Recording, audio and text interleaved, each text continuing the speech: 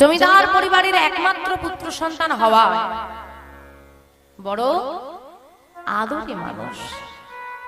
আমাদের সাধারণ পরিবারের যদি একমাত্র সন্তান হয় সে একটু আদর, একটু নয় অত্যাধিক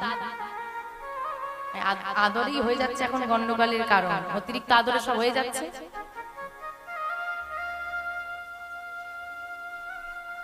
আদর ঠিক আছে, শোনো,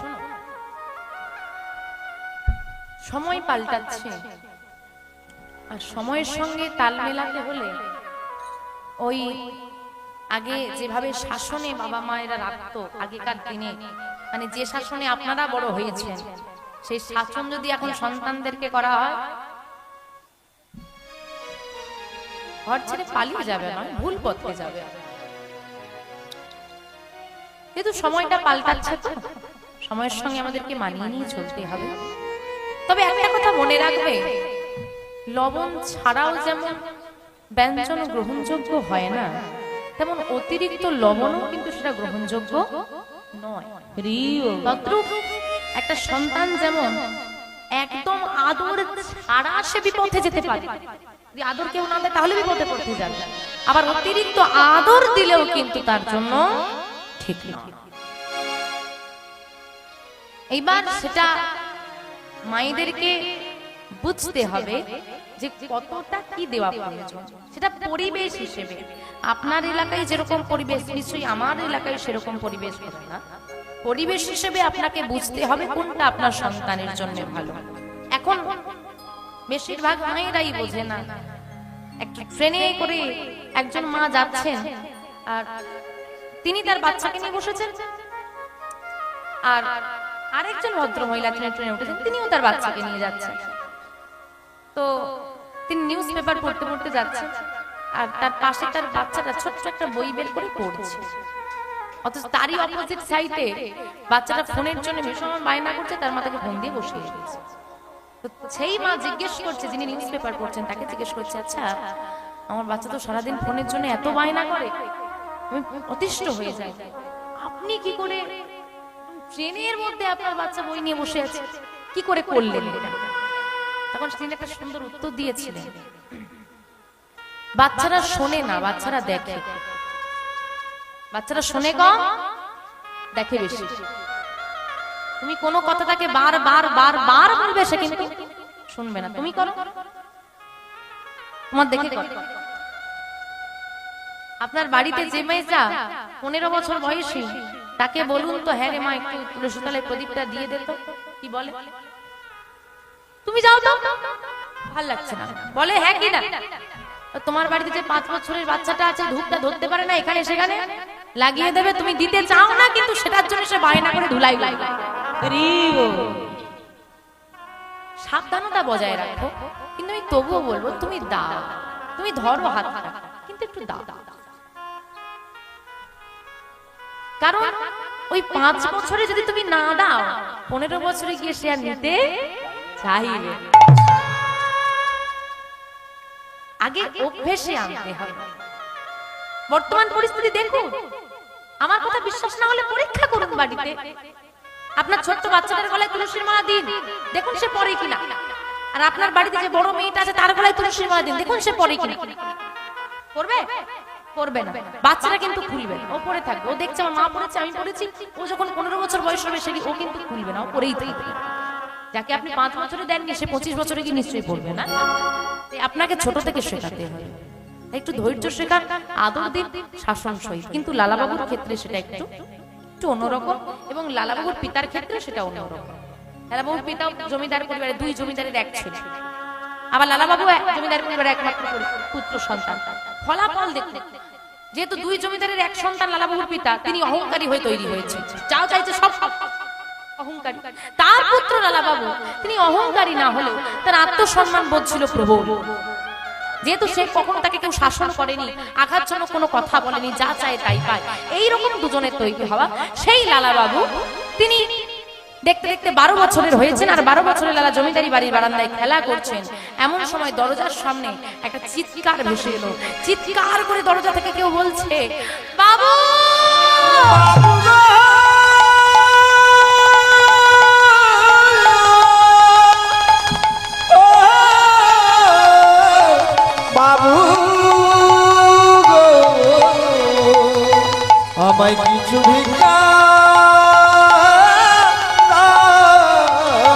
বাবু গো।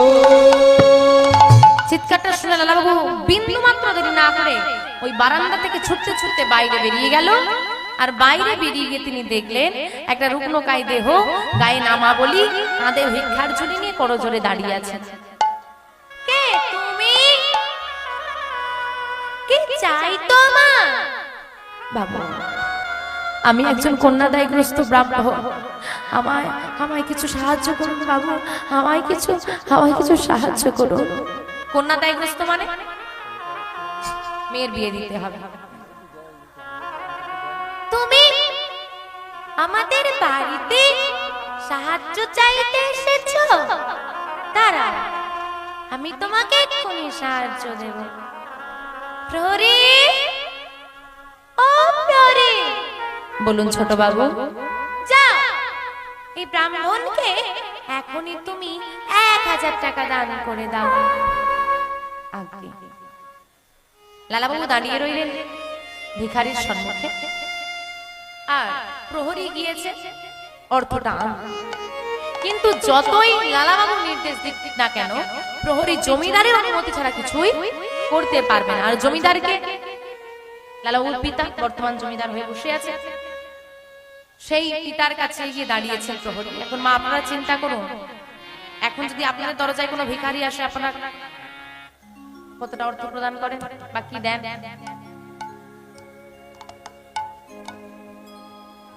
এক মুষ্টি চাল, শুধু চাল দেবেন না, 1 টাকাও দেয় গো।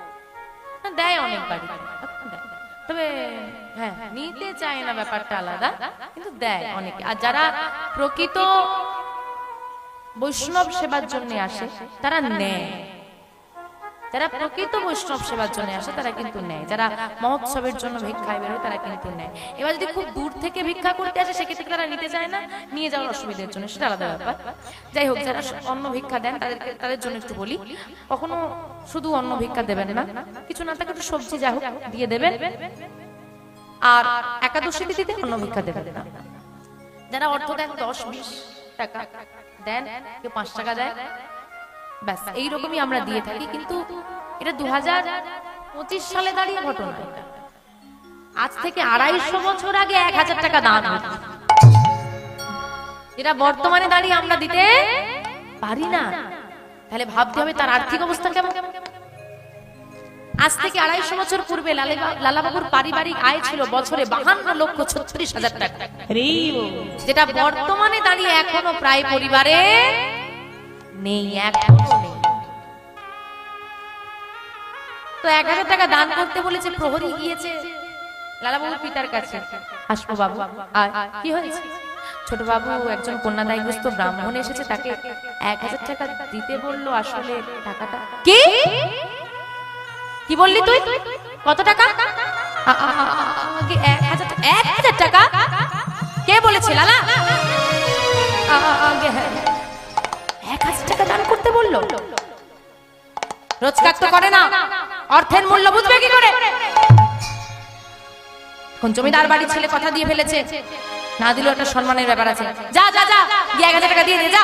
আর শোন, 1000 টাকা দিয়ে তো দিবি, সঙ্গে লালাকে শুনিয়ে দিবি, যতদিন না নিজে রোজগার করতে পারবে তার যেন দেওয়ার বাসনা না জাগে। রোজগার না করলে অর্থের মূল্য সে বুঝবে না। যা গিয়ে বলে দে। কত অহংকার, অতিরিক্ত আদরে। 1000 টাকা নিয়ে এসে ব্রাহ্মণকে দান করে দেওয়া হলো। ব্রাহ্মণ খুশি হয়ে লালাবাবুর মস্তকে হাত রেখে আশীর্বাদ করে গেলেন। আপনি আমি সাধারণ মানুষ বাবা, আমাদের আশীর্বাদ অন্য হয়, আর যারা ভক্ত হয় তাদের আশীর্বাদ একটু অন্যরকম হয়। আমরা আশীর্বাদ করি বেঁচে থাকো, বড় হও, সুখী হও, এরকম আশীর্বাদ, যেগুলোর কোনো জীবনে অন্তত জীবনে কোনো মূল্য হয় না। আশীর্বাদ করতে হলে আশীর্বাদ করো তুমি কৃষ্ণ ভক্তি, কৃষ্ণ কৃপা হো, তুমি কৃষ্ণ চরণ লাভ করো বাবা। খুশি হয়ে ব্রাহ্মণ আশীর্বাদ করে চলে গেল। প্রহরী এবার লালা বাবুকে শুনিয়ে দিল, বাবা, ও ছোট বাবা, তোমার পিতা তোমাকে বলে দিতে বললো, যতদিন না তুমি নিজে রোজগার করতে পারবে তোমার যেন দেওয়ার বাসনা না জাগে। তুমি নিজে রোজগার করো না তো, তাই অর্থের মূল্য তুমি বুঝবে না। আত্মসম্মানী লালার কথাটা সম্মানে লেগেছে। কি পিতাই কথা বলেছে? হ্যাঁ। কেন? দান করার দায়িত্ব কার? আমার না জমিদারি? জমিদারি নিয়ে তুমি বসে আছো, জমিদার হয়ে বসে আছো, টাকার উপর টাকা জমে পাহাড় করে ফেলেছো। দুস্থ মানুষদেরকে, অসহায় মানুষদেরকে যে দান করতে পারে না, সে কিসের জমিদার? সে তো জমিদার হওয়ার কোনো যোগ্যতা রাখে না। আর যে পিতা সামান্য 1000 টাকার জন্য পুত্রকে অহংকার দেখায়, সে পিতা হওয়ার যোগ্যতা রাখে না। অহংকার তুমি জগৎবাসীকে দেখাতে পারো, তারপরে নিজের সন্তানকে তুমি 1000 টাকার জন্য অহংকার করবে? বুঝিয়ে বলা আর অহংকারের মধ্যে অনেক তফাৎ। তাই গিয়ে বলে দাও, যাও গিয়ে বলে দাও, যতদিন না আমি রোজগার করতে পারবো আমি দেওয়ার বাসনা প্রকাশ করব না। সঙ্গে এটাও বলে দিও, যার এত বড় জমিদারি বাড়ি কিন্তু মনটাই যার এত ছোট, তার ঘরে আমি আর থাকবো না। এই কথা বলে ছোট্ট লালা ছুটতে ছুটতে জমিদারি বাড়ির থেকে বেরিয়ে চলে গেল। সেই লালা, 12 বছরের লালা, ছুটতে ছুটতে জমিদারি বাড়িতে ত্যাগ করলো, মুর্শিদাবাদ পরিত্যাগ করলো, পরিত্যাগ করে এলো বর্ধমান জেলা। কিন্তু লালা বাবুর পিতার কোনো লালার খোঁজ পেল না।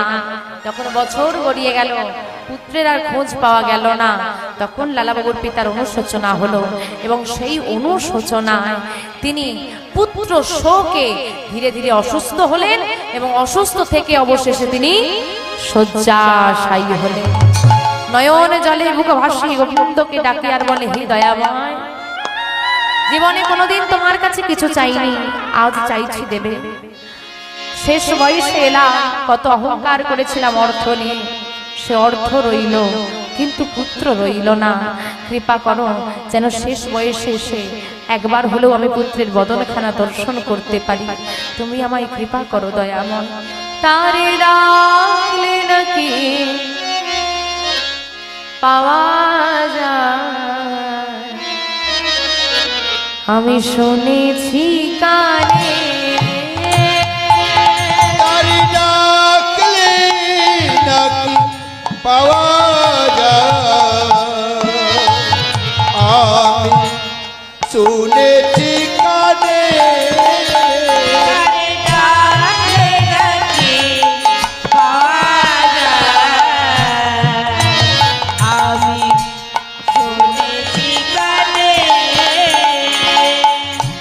তুমি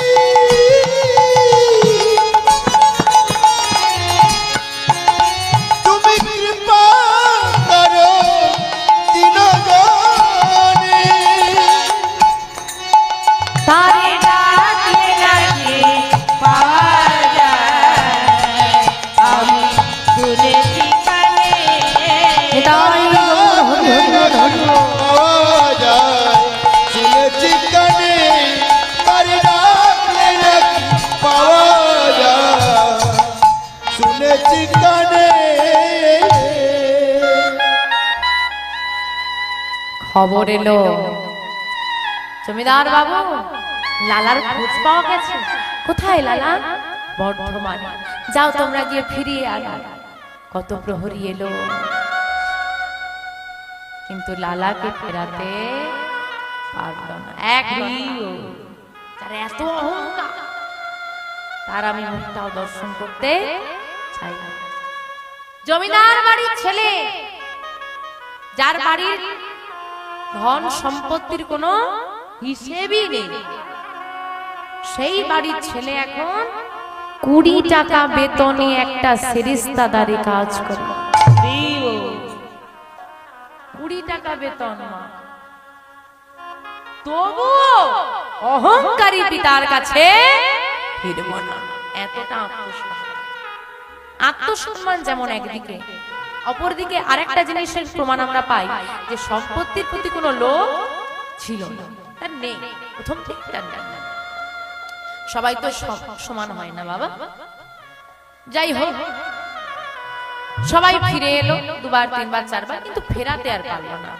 যখনই ফিরে আসে, এসে জিজ্ঞেস করে কি গো লালা আসে?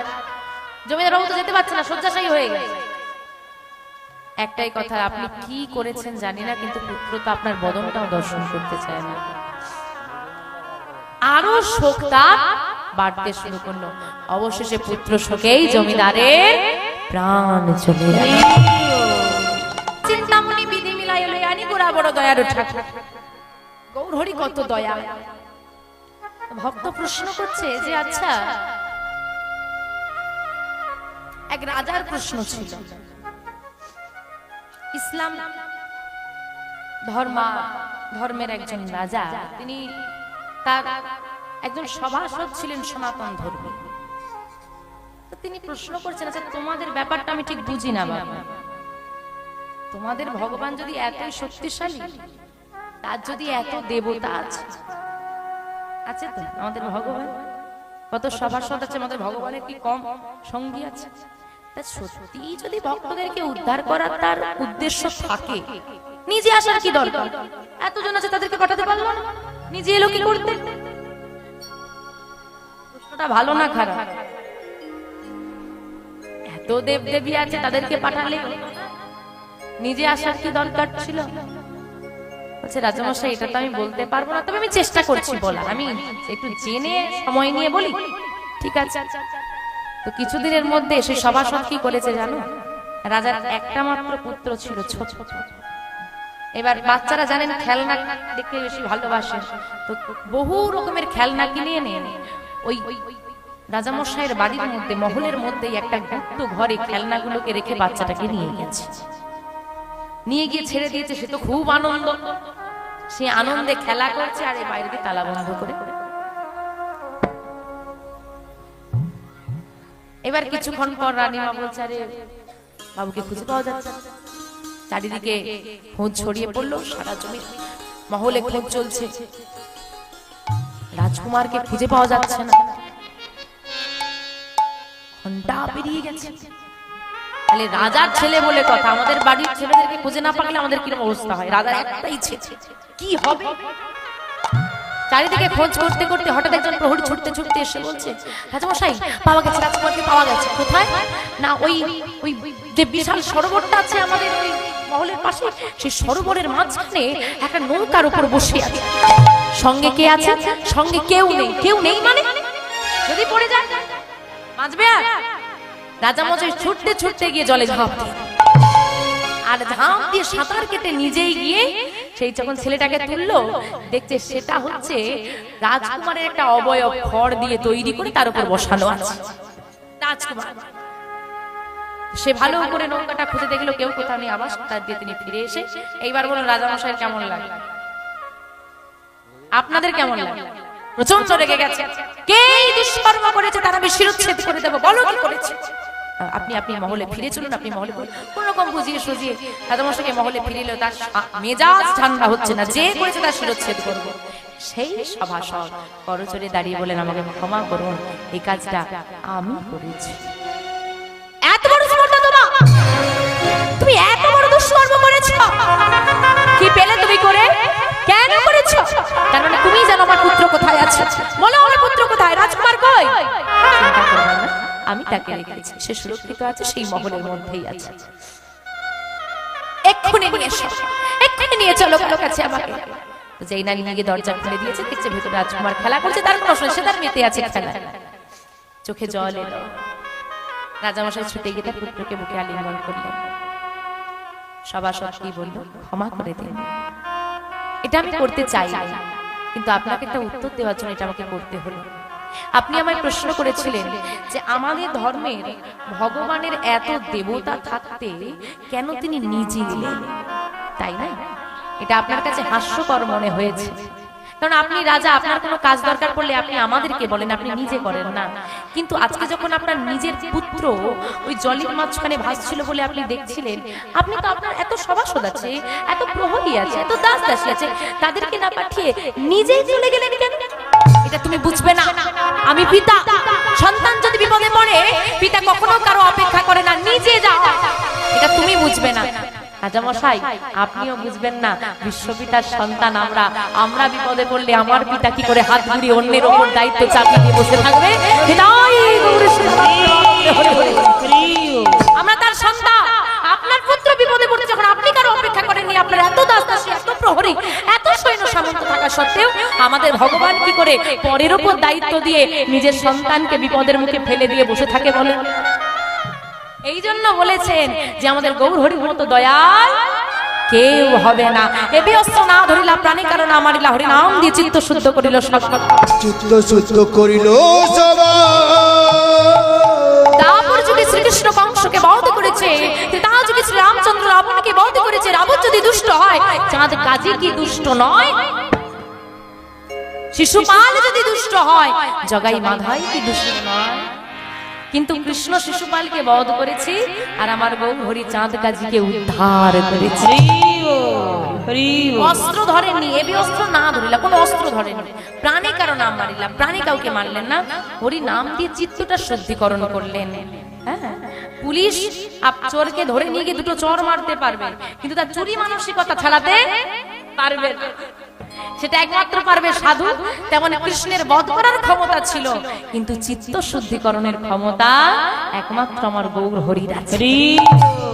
তাই বললেন, ধন্য কলিযুগ ধন্য অবতীর্ণ আমার শ্রী চৈতন্য, বলি চৈতন্য মহাপ্রভু কি। আমার গৌর হরির ভালোবাসা আমাদের ভারতবর্ষের মাটি ছাড়িয়ে বিদেশে পৌঁছে গেছে, তাই না?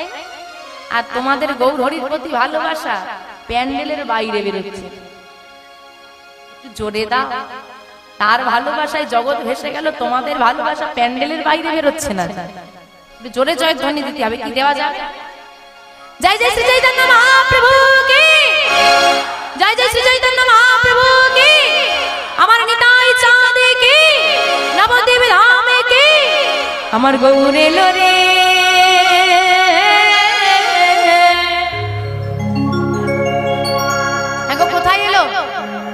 আজ থেকে 539 বছর পূর্বে 1407 শকাব্দে 23 ফাল্গুন 1486 খ্রিস্টাব্দে দোল পূর্ণিমা তিথিতে সচি মায়ের কোল আলো করে এই ভারতবর্ষের মাটিতে, পশ্চিম বাংলার মাটিতে, নদিয়া জেলার নবদ্বীপ ধামে নেমে এলেন গোরাচাঁদ, যার আলোয় আলোকিত হয়ে গেল সারা বিশ্বভূমি। কোথায় গেল? সোনার নদিয়া। আহা, কারা কারা সোনার নদিয়া গেছে একটু হাত তোলো। ক কেজি করে সোনা এনেছো? সোনার নদিয়ায় কম দামে সোনা পাওয়া যাবে না? রাধা কৃষ্ণ মিলিত তনু গৌর হরি, তো রাধা কৃষ্ণের দেহটা যখন মিলিত হয়েছে, গৌর হরির গায়ের বর্ণটা হয়েছে কাঁচা সোনার মতো, তাই বলা হয় সোনার গৌ। আর সোনার গৌ এসেছে বলে সোনার নদিয়া। কিন্তু কোন নদিয়া? ভক্ত যেখানে ভগবান সেখানে। তাহলে আজকে নদিয়া কোনটা? এই নদিয়া। তাই তো আমরা কষ্ট করে বাড়ি থেকে হরিবাসন পর্যন্ত এসেছি। এরপর কার আসার পালা? এবার গৌর হরি আসবে, কারণ তিনি হাত বাড়িয়ে বলেছেন তুমি 1 পায়ে গেলে আমি 10 পায়ে গেবো। এবার তার আসার পালা। এবার তোমরা যদি ডাকার মতো ডাকো তাহলে আসবে। তোমরা ডাকবে তো? ডাকবে তো? গৌর হরি আসবে তো? এটা নদিয়া হবে তো? তাহলে বলি, এই সোনার নদিয়া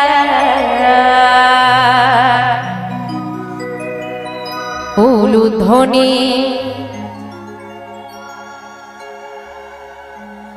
হরি ধ্বনি নিতাই গৌর হরি হরি বল হরি বল সবে তো শোনা যায় আমাদের গৌরে গৌরে লোরে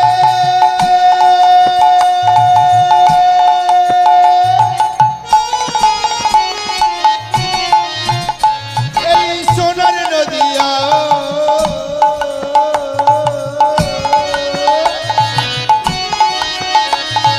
উলুধ্বনি হরি ধ্বনি শব্দ শোনা যায় আমাদের গৌরে লোরে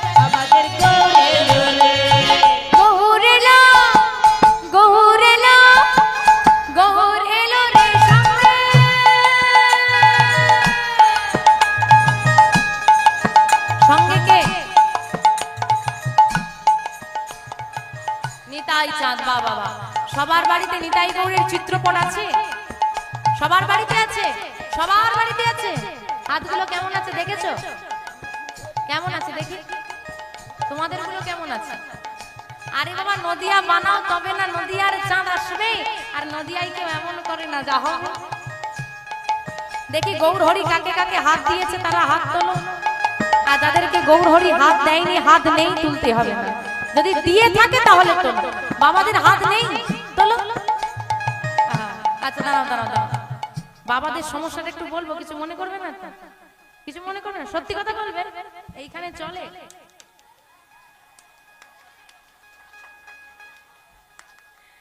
হ্যাঁ চলে সত্যি কথা বলো হ্যাঁ কি না মায়েরা বলো স্বাস্থ্যের পক্ষে ভালো না খারাপ হ্যাঁ খারাপ বাবারা বলেন তো ভালো না খারাপ ভালো হ্যাঁ ওমা নিজের ক্ষতি করতে করো তালি দেবে তাতে অসুবিধা নেই জোরে জোরে দেবে আবার যদি একজন দেওয়া আরম্ভ করে পাশের জন বলে দাদা একটু হবে নাকি হ্যাঁ দেখেছো আর যেখানে করতালি দিলে একটু উপকার হবে গোবিন্দের নাম তার সাধন ভজনের জন্য করতালি দিতে বলেছে উপকারের জন্য হাত দিয়েছে এরা অপকারের কাজে সেখানে করতালি দেবে আর যেখানে করতালি দিলে একটু গোবিন্দের সেবা হবে উপকার হবে সেখানে আর হাতগুলো বের করবেন সেখানে পকেটের মধ্যে না দেখি তোলো হাতগুলো তোলো সবাই যাকে যাকে গৌর হরি হাত দিয়েছে সবাই বাবারা সবাই হাত তোলো এই হাত তোলো হাত তোলো হাত তোলো এবার উলু ধ্বনি উলু ধ্বনি উলু ধ্বনি গৌরেলা আমাদের গৌরেলা আমাদের গৌরেলা রে সঙ্গে নিতাই এলো রে গৌরেলা গৌরেলা গৌরেলা রে সঙ্গে নিতাই এলো রে গৌরেলা গৌরেলা গৌরেলা রে সঙ্গে নিতাই এলো রে আমাদের গৌরেলো রে সোনার নদিয়া উলুধ্বনি হরি ধ্বনি শব্দ শোনা যায় আমাদের গৌরেলা রে গৌরেলো রে